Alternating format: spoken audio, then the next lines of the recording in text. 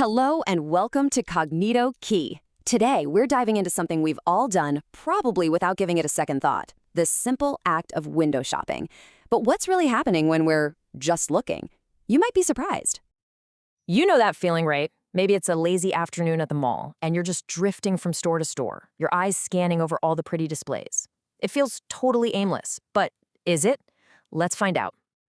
So first things first, what exactly is window shopping? Let's take a closer look at this universal pastime.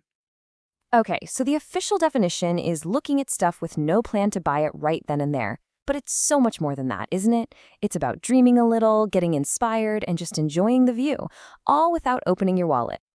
I just love this quote. It perfectly captures that moment when you're completely lost in a display. You're so absorbed, it's like nothing else exists. That's the real magic of it. Now, you might think this is a modern habit, but you'd be wrong. The story of how browsing began is actually pretty fascinating. Let's take a quick trip back in time. It actually started way back in the 16th century. As the middle class grew in Europe, people had more free time.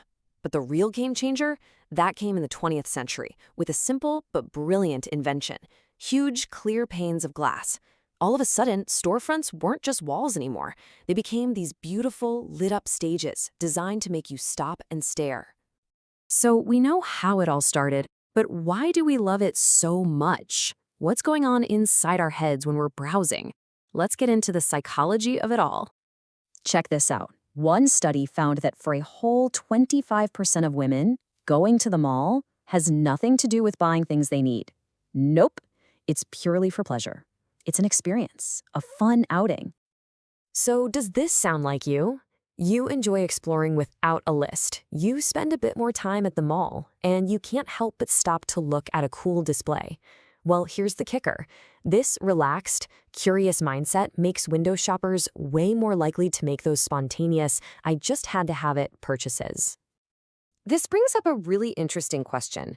If we're just looking and not always buying, who's really getting the better deal here? Is it us, the shoppers, or is something else going on? Well, it turns out it's a classic win-win situation. For us, it's a free, fun way to de-stress, see what's new, and maybe spot a good deal. And for the retailer, every time you stop to look, that's free advertising. Your curious gaze is a seed they're planting for a future sale. It's pretty clever, really. Okay, so if those shop windows are working so hard to get our attention, you can bet there's a lot of thought behind them. They're not just throwing things in there. There is a real art to turning a passerby into a customer. Let's pull back the curtain on some of those secrets. It really boils down to 5 key things. First, keep it organized and clean. Clutter is a huge turnoff. Second, have a theme, like a season or a holiday, to tell a cohesive story. Third, be unique. Don't do what everyone else is doing. Fourth, create a story that people can connect with emotionally. And finally, the master trick: perfect placement and lighting. Putting key items at eye level with great lighting makes it almost impossible for you to just walk on by. When you think about it, that casual glance you give a shop window, it's not really passive at all. It's actually a silent conversation started by the store, inviting you to come and be a part of their world. So here's something to think about. The next time you find yourself staring into a storefront, ask yourself, what story is this window trying to tell me? And are you listening?